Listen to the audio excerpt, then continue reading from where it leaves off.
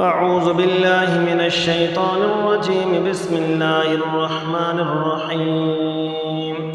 وتلك حجتنا آتيناها إبراهيم على قومه نرفع درجات من نشاء إن ربك حكيم عليم.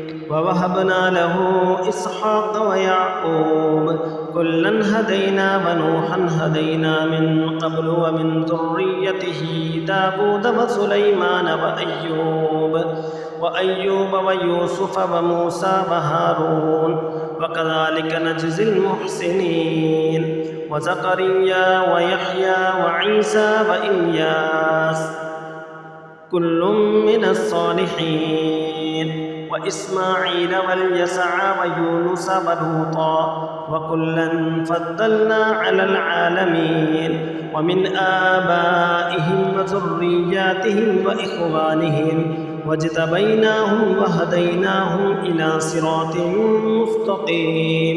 ذلك هدى الله يهدي به من يشاء من عباده ولو أشركوا لحبط عنهم ما كانوا يعملون.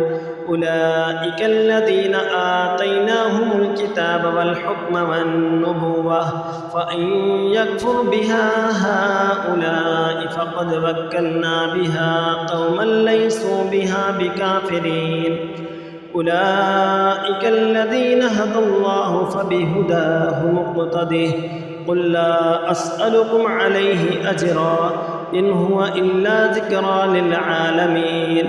وما قدروا الله حق قدره إذ قالوا ما أنزل الله على بشر من شيء.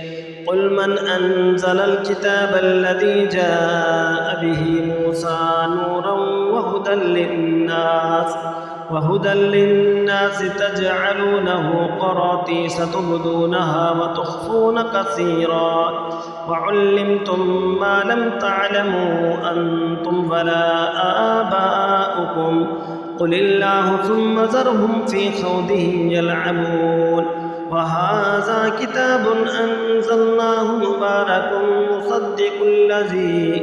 مصدق الذي بين يديه ولتنذر أم القرى ومن حولها والذين يؤمنون بالآخرة يؤمنون به وهم على صلاتهم يحافظون. ومن أظلم ممن افترى على الله كذبا أو قال أوحي إلي ولم يوحى إليه شيء ومن قال سأنزل مثل ما أنزل الله. ولو ترى إذ الظالمون في غمرات الموت والملائكة باسطوا أيديهم أخرجوا أنفسكم اليوم تجزون عذاب الهون بما كنتم تقولون على الله غير الحق وكنتم عن آياته تستكبرون. ولقد جئتمونا فرادا كما خلقناكم أول مرة وتركتم ما حولناكم وراء ظهوركم وما نرى معكم شفعاءكم الذين زعمتم أنهم فيكم شركاء لقد تقطع بينكم وضل عنكم ما كنتم تزعمون. إن الله خالق الحب والنوى يخرج الحي من الميت ومخرج الميت من الحي ذلكم الله فأنى تؤفكون. فالق الإصباح وجعل الليل سكنا والشمس والقمر حسبانا ذلك تقدير العزيز العليم.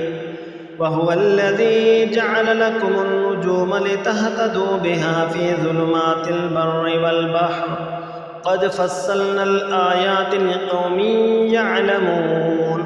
وهو الذي أنشأكم من نفس واحدة فمستقر ومستودع قد فصلنا الآيات لقوم يفقهون. وهو الذي أنزل من السماء ماء فأخرجنا به نبات كل شيء فأخرجنا منه حدرا نخرج منه حبا متراكبا ومن النخل من طلعها قنوان دانية وجنات من أعناب والزيتون والرمان مشتبها وغير متشابه انظروا إلى ثمره إذا أثمر وينعي إن في ذلكم لآيات لقوم يؤمنون وجعلوا لله شركاء الجن وخلقهم وخرقوا له بنين وبنات